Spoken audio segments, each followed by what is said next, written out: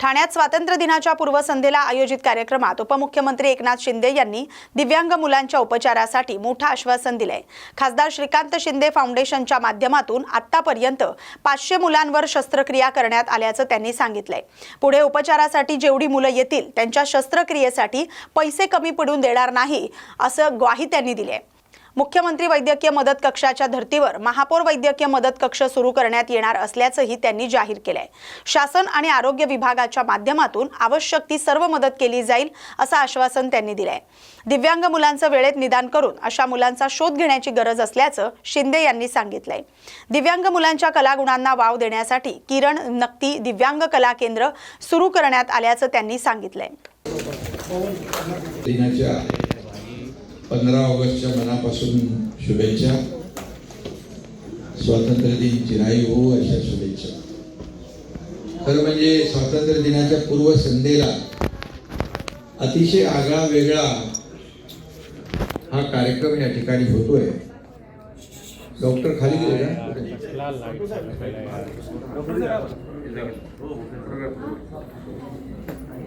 तुम्ही या नाही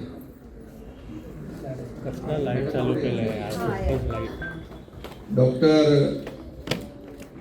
उत्पल यांचं मी मनापासून अभिनंदन करतो, मनापासून शुभेच्छा देतो आणि त्यांच्या सौ डॉक्टर मिसेस उत्पल उमा उत्पल यांचंही स्वागत करतो, त्यांनाही शुभेच्छा देतो।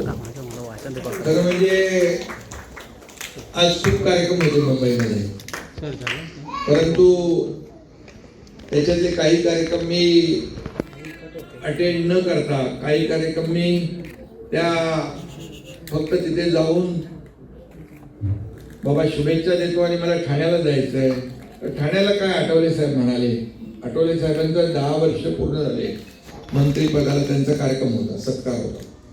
मी म्हणालो ठाण्याला कॉक्लिअर इम्प्लांट ज्या मुलांची झाली आहे आणि ती मुलं ऐकतायत बोलतायत त्यांच्या कार्यक्रमात मला जायचं आहे, तर मी सगळे कार्यक्रम रद्द केले। आठवले साहेबांचा कार्यक्रम अटेंड केला नाही का आवडला। खरं म्हणजे हा एक इमोशनल कार्यक्रम आहे आणि खऱ्या अर्थाने मी पाहिलं, डॉक्टरांशी देखील मी बोलत होतो की ही मुलं जी आहेत, ही मुलं 500 मुलांचं ऑपरेशन केलं। ही मुलं बोलू शकत नव्हती, ऐकू शकत नव्हती, त्यांचं सामान्य मुलांसारखं जीवन नव्हतं आणि डॉक्टरांनी यामध्ये पुढाकार घेतला। ते म्हणाले तुम्ही पहिलं ऑपरेशन केलं काय, तुम्ही शिकवलं। त्यामुळे एका यशस्वी पुरुषाच्या मागे डॉक्टर सौ आपल्या उत्पल तुमच्या पाठीशी आहे आणि एक मी ते पाहत होतो आणि मुलं जे काही मगाशी हा कार्यक्रम इथं करत होते, तरी कार्यक्रम करताना असं वाटतच नव्हतं की यांना ऐकायला येत नव्हतं, बोलायला येत नव्हतं। एवढी सामान्य मुलांसारखी ही मुलं आज डॉक्टर सौ उमा उत्पल आणि डॉक्टर उत्पल यांच्यामुळेच ही 500 मुलं आज ऐकतायत, बोलतायत, सर्वसामान्य मुलांसारखं सगळं। आज इथे कार्यक्रम पण त्यांनी केला, IIT मध्ये गेले, आणखी कुठे एक इस्रो मध्ये एक मुलगी सिलेक्ट झाली आहे।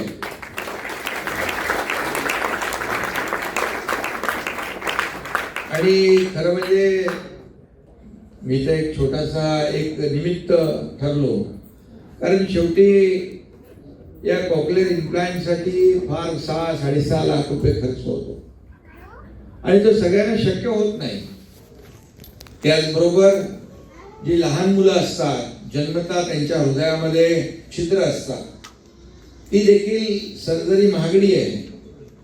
ते आपण किती केले ऑपरेशन? आतापर्यंत 9000 पेक्षा अधिक झालं आतापर्यंत। ती रत्नागिरीत पत्रकारांशी संवाद साधताना मंत्री नितेश राणे यांनी विविध मुद्द्यांवर भाष्य केलंय. मुंब्र्याचं नामकरण लवकरच मुंबादेवी केलं जाईल असा दावा त्यांनी केलाय. इस्लामपूरचं ईश्वरपूर करण्यात आलंय, त्याचप्रमाणे मुंब्र्याचंही मुंबादेवी होईल असं राणे म्हणालेत. जात पडताळणी पत्राच्या मुद्द्यावर बोलताना आपल्या खात्यात काही सडके आंबे आणि सडके अधिकारी असल्याचं वक्तव्य त्यांनी केलंय. जात पडताळणीमध्ये काही मराठा तरुणांना डावललं गेलंय. ही चूक खालच्या स्तरावरील अधिकाऱ्यांची असल्याचं त्यांनी सांगितलंय. संजय राऊत यांच्यावरही राणेंनी टीका केली आहे. निवडणूक आयोगासारख्या महत्त्वाच्या संस्थांना बदनाम करण्याचा प्रयत्न होत असल्याचा आरोप त्यांनी केलाय. दरम्यान महायुतीतील अंतर्गत प्रश्नांवर कितीही प्रश्न विचारले तरी महायुतीचा फेविकॉलचा मजबूत जोड असल्याचं म्हणत त्यांनी नरेश म्हस्के यांच्या वक्तव्यावरही प्रतिक्रिया दिली. हो, कारण का एक लक्षात घ्या, माझ्या खात्यामध्ये काही सडके आंबे आहेत है ना, जे बोटी सोडतात, उगाचे परवाने देतात. तसं प्रत्येक खात्यामध्ये असे 1-2 सडके अधिकारी असतात, त्यांच्यामुळे आमचं सरकार बदनाम होतं. बरोबर आहे ना. मनोज जरांगेंचा मुद्दा चुकीचा नव्हता, मुद्दा बरोबर होता की बाबा अशा पद्धतीचे जात पडताळणीमध्ये आमच्या काही मराठा तरुणांना का डावललं गेलं. पण ती चूक बावनकुळे साहेबांची नव्हती, ती या खात्या सडके आंब्यांची होती. सडके अधिकारी आहेत, त्यांना आम्ही नीट करण्याचे सगळे आम्ही त्याच्यात PhD केलंय. हो,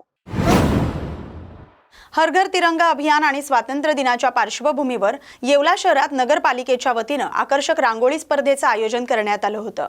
महामृत्युंजय मंदिर परिसरात साकारलेल्या या रांगोळीतून भारताच्या प्रगतीचा देखणा प्रवास मांडण्यात आला.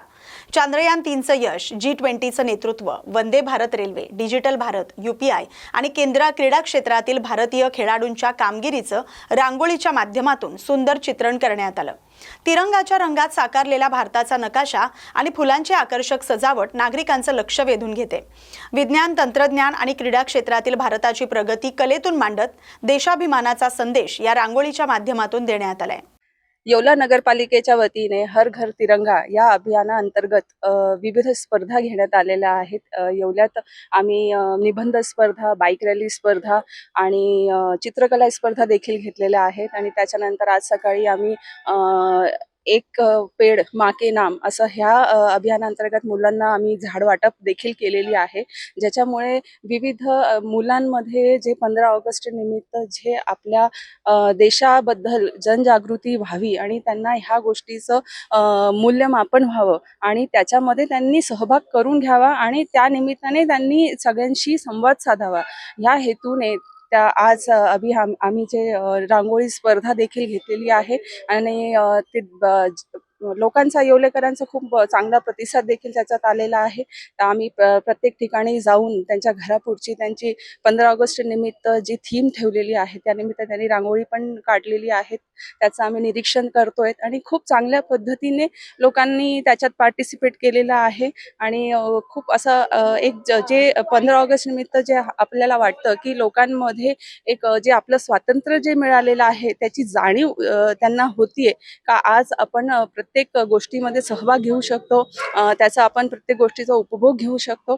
आणि अशाच स्पर्धा आम्ही वारंवार नगरपालिकेच्या वतीने घेत राहू आणि लोकांचा असाच प्रतिसाद राहावा ही विनंती आणि धन्यवाद.